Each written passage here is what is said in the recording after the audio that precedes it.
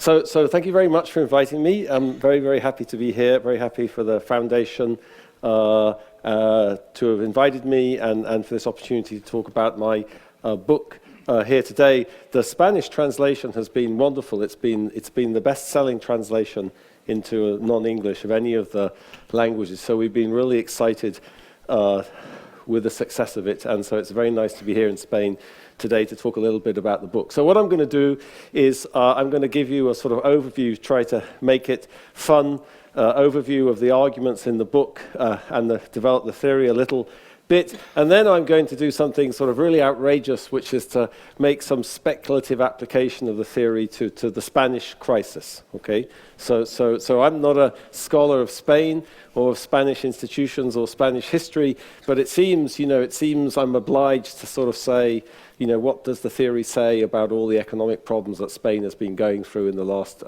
decade? So I'm going to talk a little bit about that. Okay, so let me get on with it without further ado. Why Nations Fail, what is the book about? It's about what makes some countries economically successful and other countries not economically successful. Now, at some level, the answer to that is very well known since the work of Robert Solow, the work that Robert Solow, the famous MIT economist for which he got the Nobel Prize, back in the 1950s, he did a very famous study of long-run economic development in the United States, and what he pointed out was long-run increases in living standard were driven by what he called total factor productivity, by which he really meant innovation. Okay, new ideas, new goods, new ways of raising productivity, labor productivity, human productivity. Okay, and so societies that are economically successful are very good at generating total factor productivity, and societies that are not prosperous are not very good at generating it. And if you look across countries in the world today, the biggest part of differences in living standards and income per capita is driven by differences in this total factor productivity that Professor Solow identified in the 1950s. So it's good to start with the image of innovation. And if you go back and you think about what was it that created all this prosperity in the modern world, you think about the Industrial Revolution, that was all about innovation. It was about mechanization of production, textile manufacturing, new sources of power, the steam engine, new methods of transportation, railways. It's about innovation. Okay? So the argument in the book is that why is it that some societies are much more innovative than others? It's to do with the way those societies are organized, with the rules that create very different patterns of incentives and opportunities in different societies. Okay? So economists and social scientists use the word institutions to describe these rules. So as Vicente said, this is a theory about institutions, about how some sorts of institutions generate innovation and total factor productivity change, and other sorts of institutions don't. Okay, so to give you a sense of what the theory is, I'd like to start with a very, very concrete comparison. And the comparison is between the two richest men in the world, Bill Gates and Carlos Slim. Okay, now these are both extremely rich, very talented, energetic, clever businessmen. But the way they made their money is incredibly telling about the sources of prosperity in the world. Okay? How did Bill Gates make his money? He was an innovator. Okay? Back to Solow. When he was an undergraduate at Harvard, he started a business. He got into software. He started Microsoft. He created massive innovation in software. Okay? This is one of the leading sectors in the US economy over the past decades. Okay? Innovation. How did Carlos Slim make his money? Carlos Slim made his money by creating monopolies. Okay? So according to the OECD's calculation, it's a very conservative, for the economists in the audience, it's a very conservative calculation of deadweight losses of monopoly. Between 2005 and 2009, his monopolies reduced Mexican GDP by $129 billion. Okay, that's much more than his personal fortune. So this is not just about taking money from the average Mexican and giving it to Carlos Slim. It's a process that involves reducing Mexican national income at the same time. That's very different from what Bill Gates did. Bill Gates actually did the opposite. He created enormous amounts of positive externalities in the economy. He actually created much more wealth than he himself could take advantage of. He got very rich, but the national consequences are very, very different. So two different ways of making money. with enormously different consequences for society. In Gates's case, innovation, creating wealth, not just for himself, but all sorts of other people, sucking talent and people into the software and computer industry. In Slim's case, the opposite. Barriers to entry, keeping people out of telecoms, people blocking opportunities and incentives for other people. Two very, very different scenarios with very different consequences. Now, you might think, okay, but what's a different hypothesis about this? You know, couldn't it be that Bill Gates was a good guy and Carlos Slim was a bad guy? No, no, no, absolutely not. You know, when Bill Gates wanted to, he tried to create monopolies.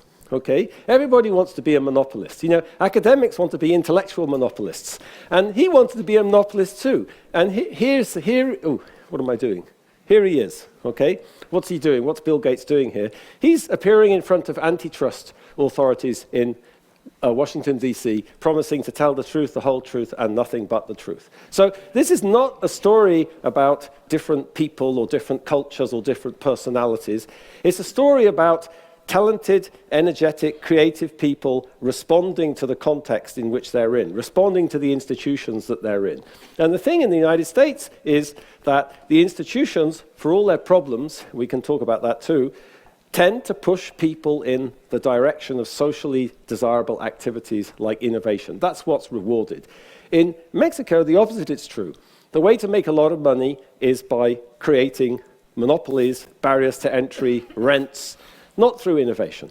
Okay? Now, this scene here of Bill Gates being sort of dragged in front of the antitrust authorities, this is an old story in the United States. You know, if I go back 100 years before that, here's a picture of an octopus, but it's a very special sort of octopus. It's the Standard Oil octopus. Okay? So Standard Oil was Rockefeller's famous cartel, if you like, and you can see the octopus has its tentacles around the White House and around Capitol, and the octopus was not only creating massive economic concentration, it was trying to capture the political system.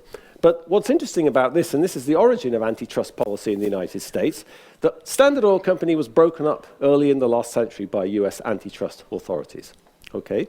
So that's to say, it's not that the impulse to create monopolies is not there in the US, it is. But there's something standing in your way, which in this case is antitrust law and the enforcement of antitrust law. This scene was sort of impossible to imagine in the Mexican case, and it's not because Mexico doesn't have nice antitrust laws. It does. It paid consultants lots of money to write them. It's just that the government doesn't enforce them, can't or won't or whatever.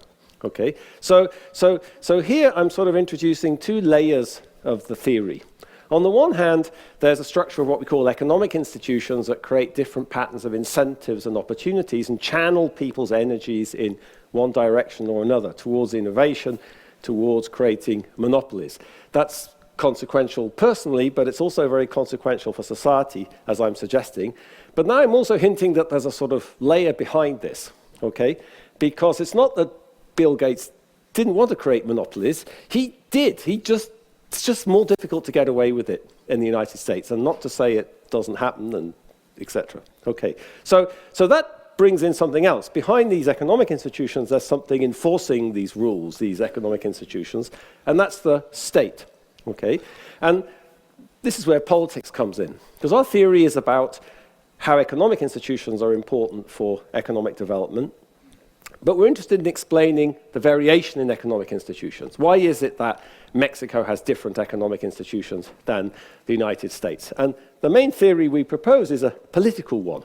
The economic institutions that a society has are basically an outcome of a political process. So that depends on the political system that a country has. Okay? And we emphasize two dimensions of that political system, and I'm going to introduce some kind of jargon and terminology in a second. One of them already came out in this discussion, which is the capacity of the state to enforce rules and laws, and that differs enormously between the United States and Mexico. The other aspect of the political system comes out, you know, if you think about how Carlos Slim ended up with this monopoly. Carlos Slim got the monopoly because the state, his friends in the state, privatized the state monopoly and made it a private monopoly. So there's two elements of this, and what state was that? It was the one-party state the PRI, which started in the late 1920s and recently crumbled in Mexico.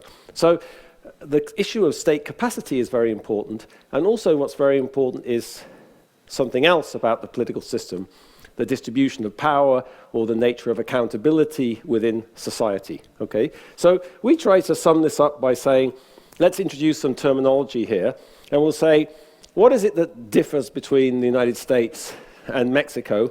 Well, we're going to say these economic institutions do, and let me put labels on them. And we call, what is it about the economic institutions of the United States that have these desirable effects? It's because they're inclusive, okay? Whereas in Mexico, you have a different set of economic institutions that we're going to call extractive. So this dichotomy is very simplistic. You know, the world is full of gray areas and nuances and things like that. And, you know, and I'm happy to talk about that, and there's a lot of discussion of that in the book. But in 40 minutes, I have to keep it very simple. I just want to get the basic ideas across, and then I'm happy to, you know, academics love nuance and balancing angels on pinheads and things like that. So if you want nuance, I can provide nuance, but let's just stick with the simple dichotomy to start with. Okay, so inclusive economic institutions are associated with technical change, innovation, prosperity. Extractive economic institutions aren't. So why this word inclusive? So this word inclusive, I think, is very important to kind of understand where that comes from, okay? And, let me do it by talking about this. This is the patent, Thomas Edison's patent for the light bulb. So when Edison invented the light bulb, great example of innovation, he took out a patent. Okay? The patent system was designed to protect his intellectual property rights to stimulate innovation. The patent system is a very interesting thing. Okay? So, and particularly if you look at who was it that took out patents, let's say, in 19th century United States. So this was a study done by the great economic historian Ken Sokolov. What Ken showed was that people who took out patents, like Edison, came from all over the social spectrum. Elites, non-elites, poor people, farmers, artisans, professional people. About a third of them had no formal education whatsoever. You know, Edison was sort of homeschooled. His father, you know, was a sort of made roofing and things like that. So he was not an elite guy. He was not very well educated, but he was immensely creative and energetic. So the message from thinking about the origins of patent and the social background of patentees is that if you're thinking about innovation, talent, creativity, ideas, entrepreneurship, that is very spread out in society. You don't know where that is. What you need is a system of institutions, of economic institutions, that can harness all of that latent talent in society. And you know, to me, one of the biggest generalizations about poor countries is that that's exactly what does not happen in poor countries. There's just vast wasted talent, wasted creativity, wasted skills. And that's what the patent system did. The patent system was open to everybody. You all paid the same fee, and the state enforced your patents, okay? So it's like, remember the state enforcing antitrust. The state enforced people's patents too. I once spent a week in the archive of James Watt and Matthew Boulton, who are two of the great innovators of the British Industrial Revolution. It's all in Birmingham, in the library in Birmingham in England. And the one thing I was struck with reading all their letters and documents for a week was they were obsessed with their patents. They loved their patents. They were obsessed with their patents. Patents played a big role in the way they thought. So it's an interesting example of an inclusive economic institution. Okay, so that's where this word inclusive comes from. So this is the economic layer: inclusive economic institutions, extractive economic institutions. You know, think of monopolies and barriers to entry and okay. But lying behind that is politics.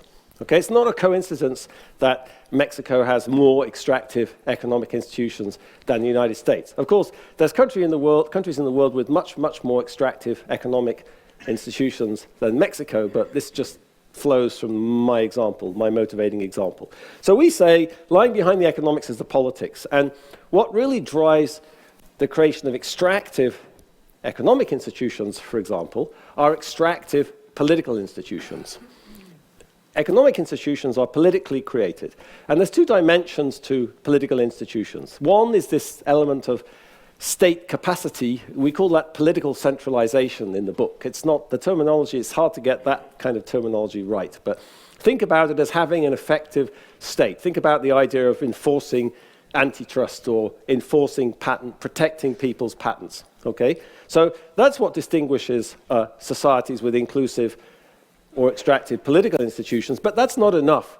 What you also care about is the distribution of power in society. So think about my example of, why was it that Carlos Slim ended up with this monopoly? That had a lot to do with the completely uncompetitive nature of Mexican politics. There was no political competition. It was not a situation where political power was broadly distributed in society or there was very much accountability. That's also critical. So these two dimensions of political, what we call inclusive political institutions, are political power has to be broadly distributed in society, and you want to have a state which has capacity, or we call it centralized in that context. Okay? So this is the crux of the theory.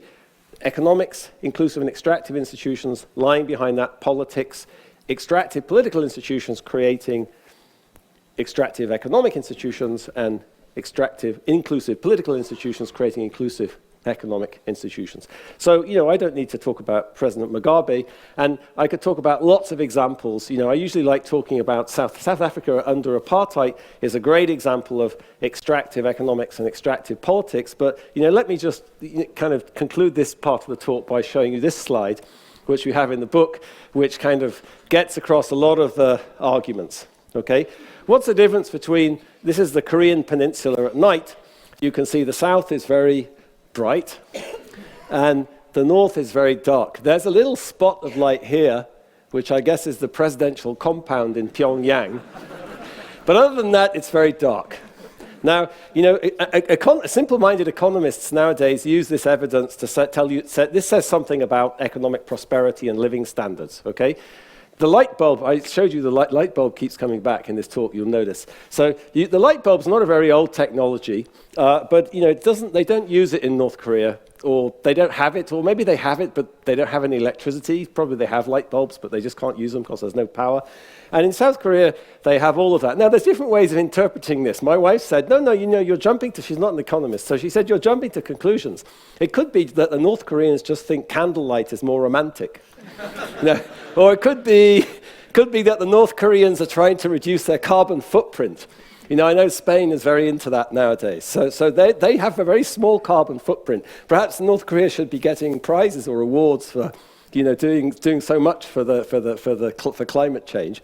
But I think we know the real reason for this. The real reason for this is that North Korean society has enormously extractive economic institutions. Okay, this is a place where nobody has the freedom or incentive to do anything unless the ruling party allows them to, okay?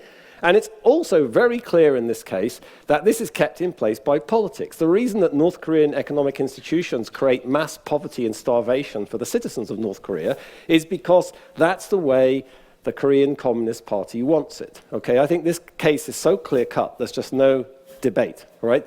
The harder thing to see is, this is a very extreme example. How would I use this more generally to kind of explain other societies historically or today? Our argument is that, this case is extreme, but it illustrates basically what's going on in all poor countries. And what went on in South Korea, leaving aside the discussion of the role of the state or whatever, is that institutions were much more inclusive, and that was underpinned by much more inclusive political institutions, at least today, okay? But the South Korea case sort of raises a puzzle, right? Because I'm emphasizing to have an inclusive economy, you need to have these two things. You need to have an effective state. Okay, they had that in South Korea.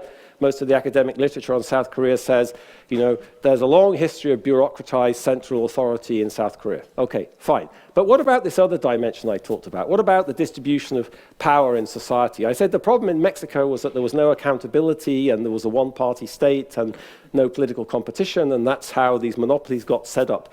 But, a lot of Korean economic development took place in the 1970s, at least, under the stewardship of General Park. So I don't know if you know anything about General Park, but General Park, let's suffice it to say, General Park was not a Democrat, okay? But he nevertheless oversaw a lot of economic growth. So what do we say about things like General Park, and how does that fit into our theory? Well, I talked about that. We call that growth under extractive institutions. So it is possible, in certain circumstances, to have economic growth, to have periods of economic growth without this combination of inclusive politics and inclusive economics. At least if you have part of inclusive political institutions in place, if you have a state with capacity, then if the conditions are right, you can push economic development. So General Park decided, for whatever reason, that he wanted to throw the weight of the state behind promoting economic development, and he managed to do it. Our argument is very simple. It's just that can happen, but that type of economic growth, which we call extractive growth, is not sustainable economic growth. Okay? That the only reason that ended up being sustained in South Korea was because after General Park was assassinated, and the military gave up power, and a much more inclusive political system emerged in South Korea. So we illustrate, I won't talk about the other examples, but we illustrate this from historical history. There's many examples of extractive economic growth that look very impressive at the time, but turn out to be transitory. The Soviet Union being the most wonderful example of that. Okay, China fits into this example of extractive growth. Okay, how did China do so well in the last 30, 40 years? Okay, well, in the 1970s, China was a very poor, technologically backward country. Starting in the late 1970s, 78, they started moving economic institutions in a much more inclusive direction. In the agricultural sector, the household responsibility system, that was all about introducing incentives and opportunities. It led to a massive increase in productivity, okay? Just like we would say.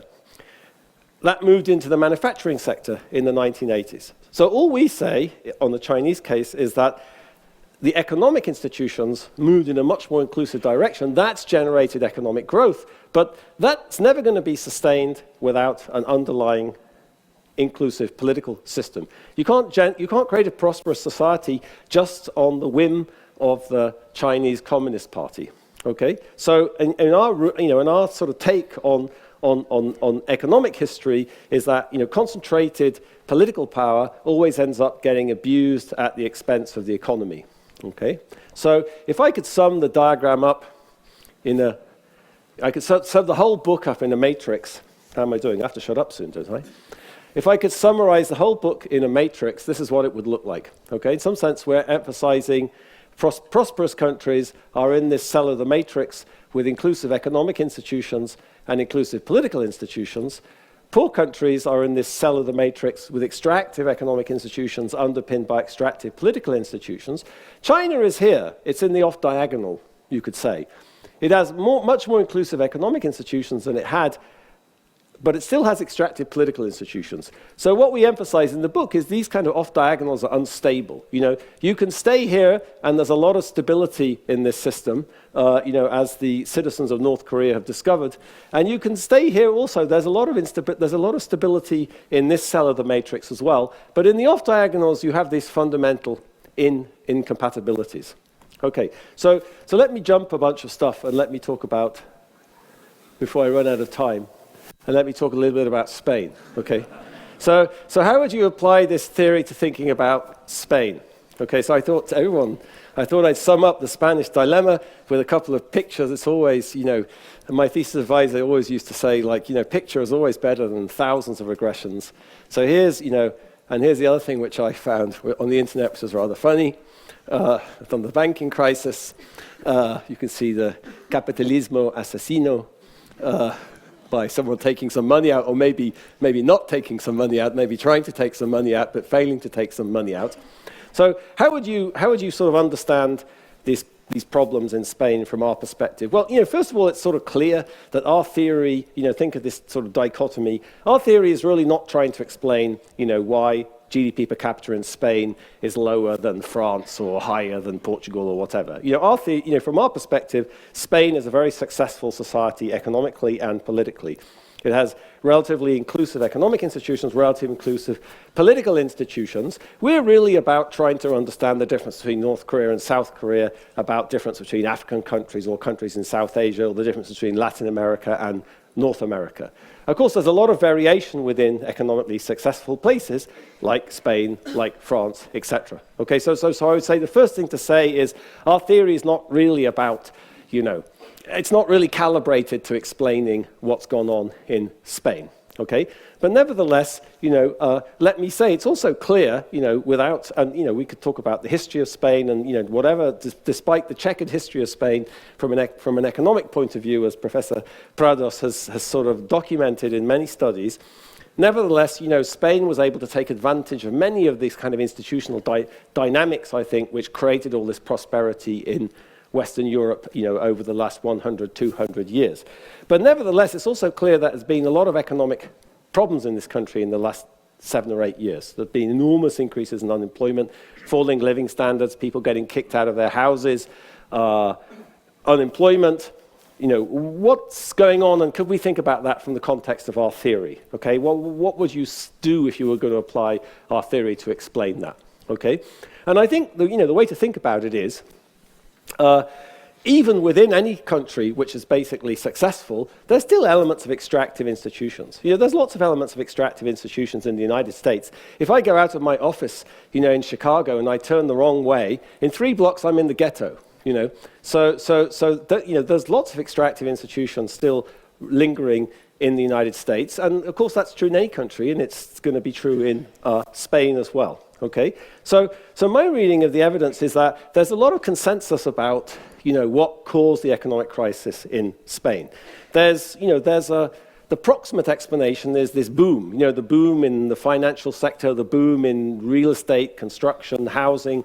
The boom collapsed. Collapsing boom created, crises. It created lots of unemployment. People and resources got sucked into the construction industry, for example, and they're not going to be seamlessly and frictionless, re-employed somewhere else in the economy. There's just enormous transitional problems in moving people to a different sector and things like that. Okay, so I think that aspect of it is well known.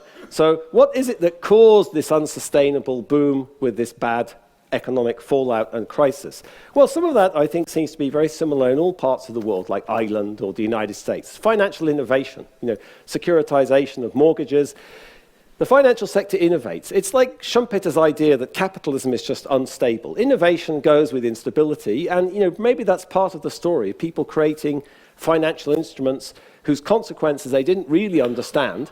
And when that happens, you have a crisis, you have a recession, and if you look back over the last 200 years of any country, there'd be big crises, big recessions in the 1970s, in the 1930s, in the 1890s. So from that point of view, that a Schumpeterian type of story is also plausible here. But what also seems to be true in my reading of the literature on this is that all of this was fueled by something which seems much more related to extractive political institutions, which is a sort of crony capitalism type nexus between politics, construction companies, and financial institutions and saving banks. That there was a lot of political interference in terms of economic resource allocation, construction, financial institutions. Okay, that seems to be the thing that you could describe, not as full-blown extractive institutions like you have in Sierra Leone or Zimbabwe, but nevertheless a well-defined aspect of non-inclusion in the political sphere. Okay, so that ties in with our discussion in the book of democracy, because in the book we emphasize a lot that we don't use this word democracy too much, because we emphasize that just having electoral democracy is not sufficient to have inclusive political institutions. Democracy can be very dysfunctional, it can be clientelistic, it can not generate a lot of accountability in the system. And my sense is that, to think about what I was describing on the last slide as this kind of nexus between the politics and the construction companies and financial industry, that's a real failure of the sort of quality of democracy in Spain. It's a failure of accountability, that somehow voters weren't able to discipline this. They weren't able to stop it happening. Maybe there wasn't enough transparency, people didn't know what was going on.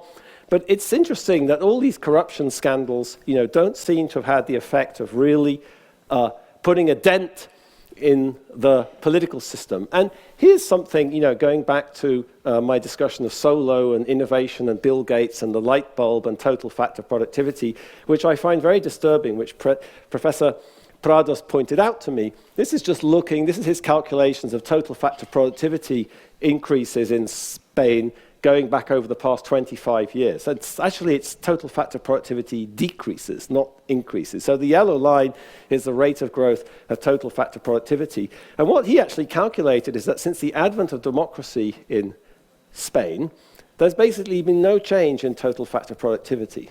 Okay? So why on earth would that be?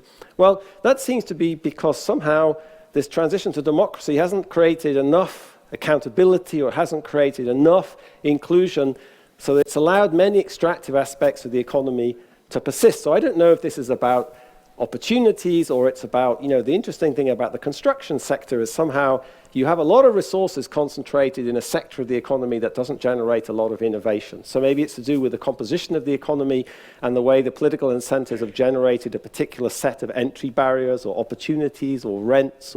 But this seems to be very sort of concerning from my perspective, this long-run performance of total factor productivity. So I think, Spain is a great success, but I think if I was going to look at this crisis through the lens of our book, this is where I'd look, that there's some problem with the way political institutions have worked. And, in some sense, dealing with the problem, the policy recommendation for this is very similar to Dr. Molinas's, I don't know if he's here today, I met him at lunchtime, Dr. Molinas's analysis of what's wrong in Spain. And he says what the solution to this problem is reform of political institutions. And that's exactly what our book says. Our book says economic problems are political problems. What you need is reform of political institutions. He has a very specific idea about electoral institutions. I'm not sure I know enough about how things work in Spain to know if that's a good idea. It makes a lot of sense. But it seems like the thing to do is, there's a lot of focusing on what I would call the proximate problem. Stop allowing politicians to nominate freely, members of boards of banks and things like that. Okay, fine. But that fundamental problem is a political problem. Okay, so you have to address a political problem by trying to think about reforming political institutions. And I guess I just wonder if that's happening in Spain. I know there's a lot of new political forces at play, and that's exactly what I'd expect, and I think that's probably a very healthy thing. But I also notice from our perspective, from this perspective of why nations fail, a lot of the political debate is about the wrong thing. The political debate is about austerity, which of course is horrible, and blaming the Germans for enforcing austerity, which may be horrible too, but that's not where the problem is. The problem is here, it's in terms of political institutions, at least that's what we would say, and I guess something of what I've been reading suggests that that makes sense. Okay, so that's a very speculative, I say this all with a great deal of trepidation, but just to sort of play with how you would apply the theory in this context. So I think I should shut up now, and you get to ask questions. Thank you.